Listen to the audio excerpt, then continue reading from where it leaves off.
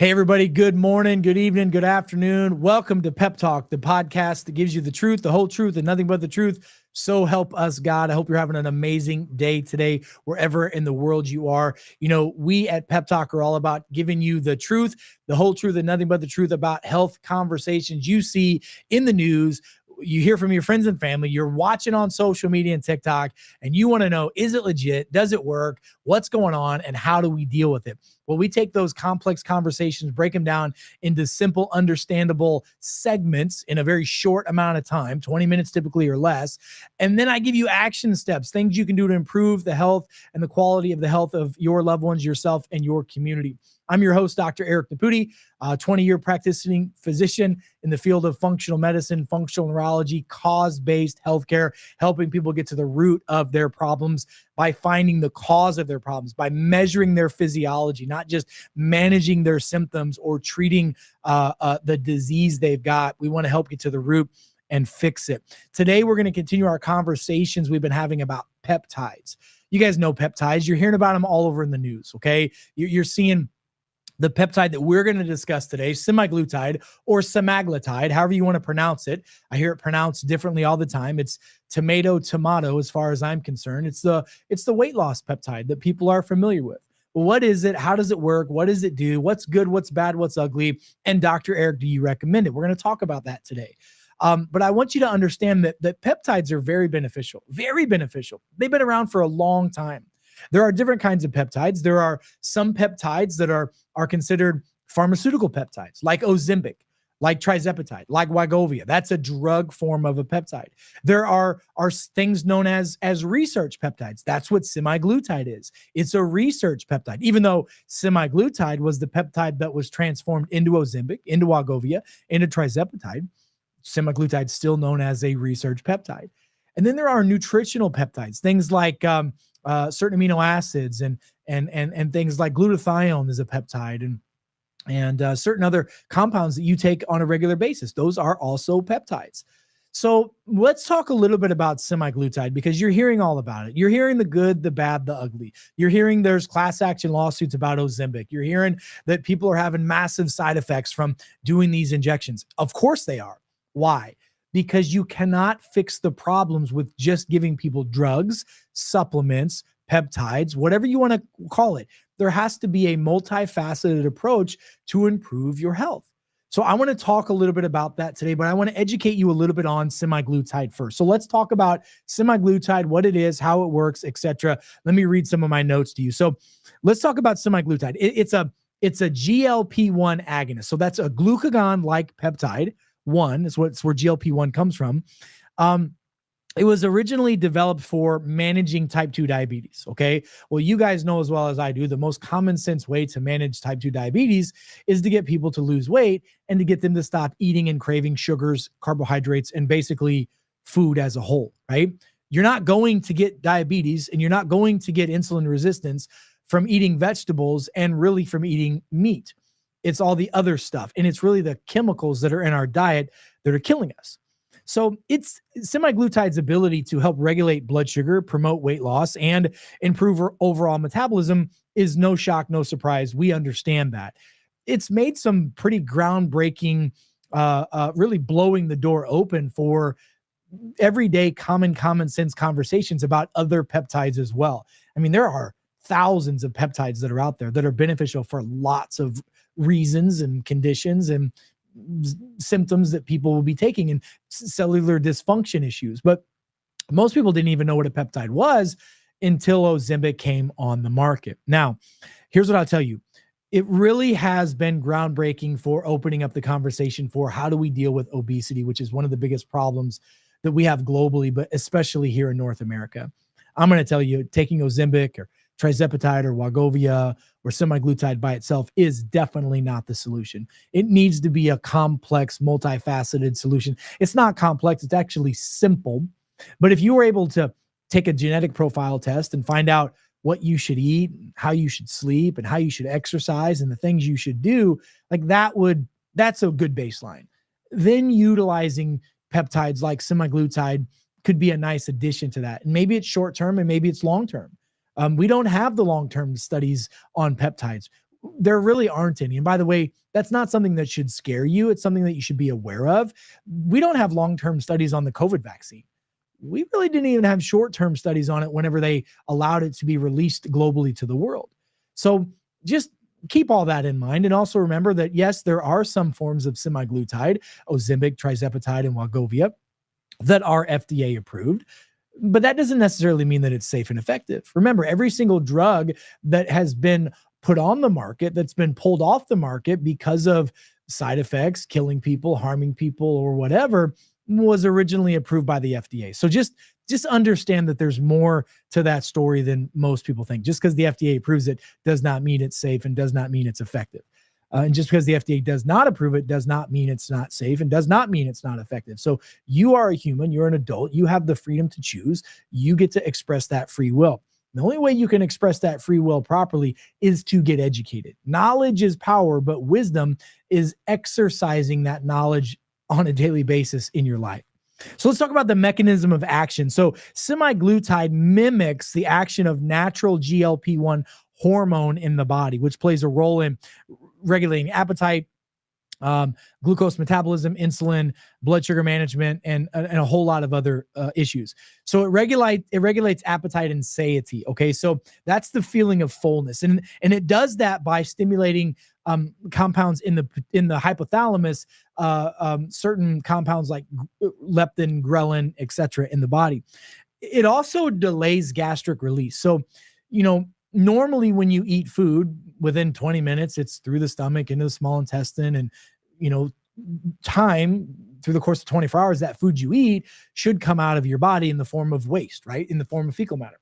Well, one of the good and bad things about GLP-1 agonists like semaglutide is it delays gastric emptying, which slows down people's ability to eat because they feel full and they can't eat. But sometimes there's side effects from that. All right.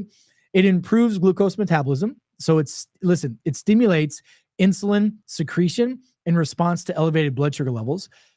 It suppresses glucagon secretion by reducing hepatic glucose output from the liver, i.e. helping with fatty liver syndrome and helping your body, deal with the sugars that you are eating.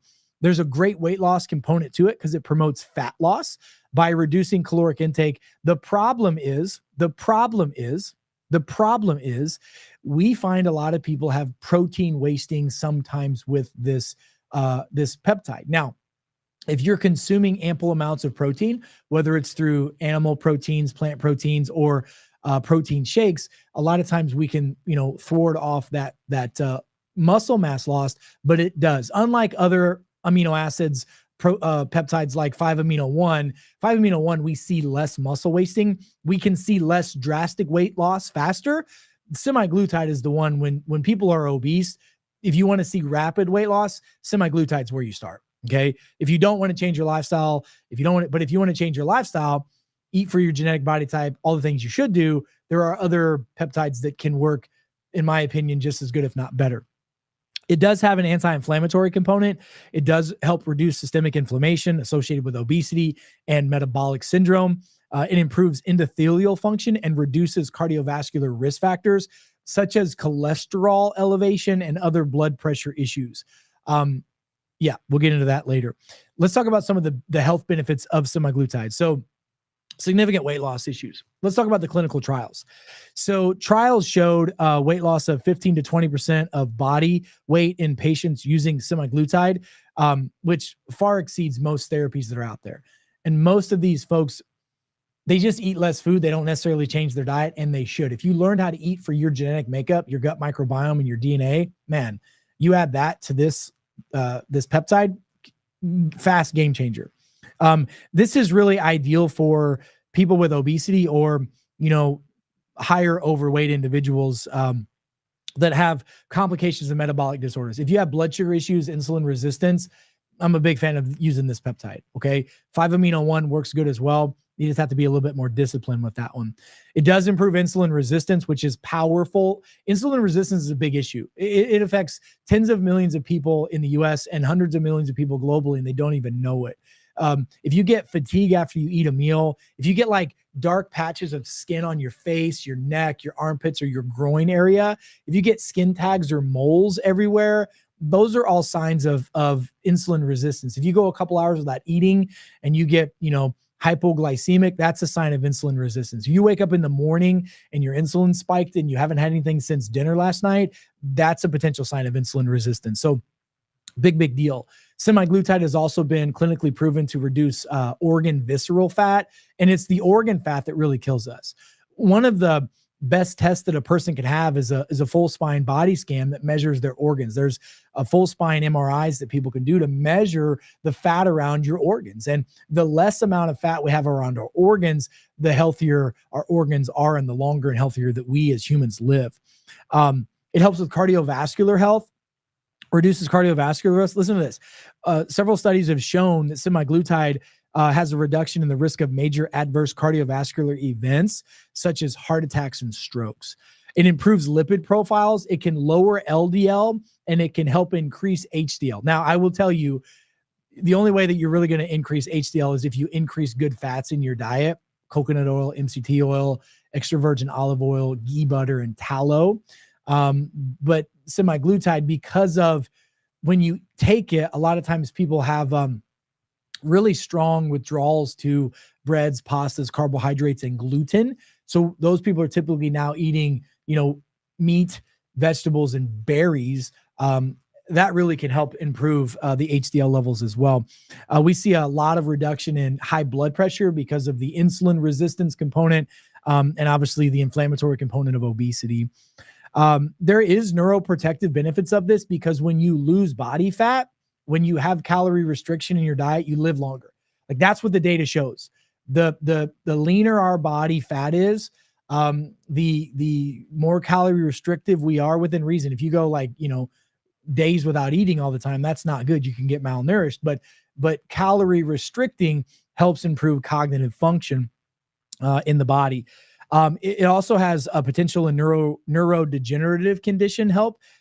There's emerging evidence suggesting, because of the fact that type 2 diabetes turns into type 3 diabetes, which is early onset Alzheimer's, that if we can lower insulin resistance and get rid of type 2 diabetes, it can be protective neurologically for the brain. It has a lot of anti-inflammatory properties. By the way, obesity is associated with chronic low levels of inflammation. We store the toxins of our body. The toxins of the years and decades of our lives are stored in our fat cells. So when we burn those things, those toxins are released, which is why when you do any type of weight loss formula, you should do some type of binders and detox protocol with that, so you can grab a hold of the toxins that are coming out of your fat cells. So when they get into your liver, it doesn't cause the problems to shut down more fat of burning, because the liver is the organ that grabs the fat from the cells to burn. It's called glyconeogenesis. Helps a lot with type 2 diabetes, non-alcohol fatty liver syndrome, which we are seeing crazy amounts of that. And it's, again, because of the amount of sugary and processed crappy food that we eat as children and we eat as adults. I'll tell you, 90% of the standard American diet is what's killing Americans. This helps a lot with that. So applications for semaglutide, great for obesity management, ideal for people who have a BMI above 30 or who are overweight above 27 pounds, with other comorbidities such as type 2 diabetes and et cetera. If you have insulin resistance, this is a good program for you. Insulin resistance is an A1C blood test above a 5.7. Diabetes is above a 5.6. Okay. Above a 6.5.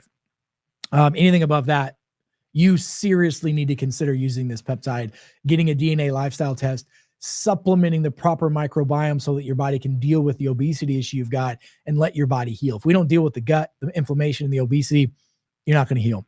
Helps with cardiovascular disease. Like I said, reduces the cardiovascular events profile, especially things like heart attacks and stroke, which are some of the top leading causes of death globally. Prevention and management of neurodegenerative diseases. We talked about Alzheimer's, type 3 diabetes. It's very important for the aging population. And we're now seeing longevity doctors, and we're starting to do this in our own clinical practice, prescribing low dose semaglutide like 0.25 milligrams per day for people instead of 2.5 milligrams to, 10 milligrams a week, which is for weight loss, having little bits of that in the system to basically do the things that we just discussed after we achieve the weight loss goals that we're supposed to have. So there are potential side effects. So let's discuss that. Potential side effects are nauseousness, vomiting, diarrhea, constipation, especially during the dosing up phase, right? That's where people notice the most problems, is finding your proper dose, because everybody's different. That's why when we start doing the injectables, we start usually with 10 units first week, second week go up to 15, then maybe 20, then maybe it just depends on the person, right? But I have a lot of patients that have used Ozempic and Trizepatide and Wegovy. Trizepatide, not so much, because it's one of the better ones. It's really the only one that I prescribe anymore, is compounded Trizepatide. And we put some B vitamins in it as well, because there are other natural GLP-1 agonists that are out there that you should be looking into. I'll talk about those in a moment. Okay, so other issues. It's rare, but we're seeing it. Pancreatitis and pancreatic cancer, primarily from Ozempic and Wegovy. Why? Because those are mega doses, and they're flooding the receptor sites. They're overdosing on the semaglutide, which is a classic medical pharmaceutical play. By the way, there's like a $3 billion class action lawsuit right now for Ozempic, and they've made 12 billion, and then if they lose 3 billion, they made 9 billion. So that's the cost of doing business. That's how that system works. Just want you to understand that. That's how it works. It's the cost of doing business. It's horrible, but that's how it works. A lot of gallbladder issues go with this. A lot of gallbladder issues go with Ozempic and Wegovy. That's why we recommend digestive enzymes, or L-taurine, the amino acid L-taurine. L-taurine helps a lot with the gallbladder, keeps bile flowing. Hypoglycemia is a common thing. A lot of people get dizzy and pass out because their liver's not used to taking stored fat and burning it. So you got to get used to that. You got to give your body a break. It takes a couple of weeks to really get used to this. You'll feel off for a little while until your body switches from a sugar burner to a fat burner. And that's what's happening. You're shifting from a sugar burner to a fat burner. When you shift from that sugar to fat, fat burns like kerosene. It's slow, like diesel fuel, slow, clean, good, healthy burn. Sugar burns like gasoline or nitric oxide, just quick, fast burn with a lot of dirty metabolites. There are some thyroid concerns with this as well. Some studies have associated thyroid problems and even thyroid tumors with Ozempic and Trizepatide, not necessarily semaglutide by itself, and definitely haven't seen that with Wegovy yet, with Trizepatide, but with Wegovy and semaglutide, we do see that. So, man, this is something that I would highly consider you understanding. I try to educate you on the peptides that are out there and available. There are a lot of other natural GLP-1 agonists that are on the market today. So with patients that do semaglutide or with even 5-amino-1 peptide, I recommend berberine. Berberine is a very good natural GLP-1 agonist. Cinnamon is a natural GLP-1 agonist. Alpha lipoic acid is a natural GLP-1 agonist. Intermittent fasting is a GLP-1 agonist. The carnivore diet is a GLP-1 agonist. The list goes on and on. Omega-3s are GLP-1 agonist. Ubiquinol is a GLP-1 agonist. So there are a lot of things that are GLP-1 agonists that you could use in conjunction with lower doses semaglutide or semaglutide, whatever you want to call it, and get a better therapeutic response without the symptoms. And that's really the key. And that's what really customized nutrition, lifestyle management through genetic modeling and profiling is really all about. And my whole approach is, why don't we give you the map, the keys in the car? Because things I'm sharing with you, most of your physicians don't even know exist or even is possible to this day. So folks, I know it's a lot of information. So here's what I want you to do. Go back, rewatch this, re-listen to this, share this with your friends and family. Don't forget to go to our website.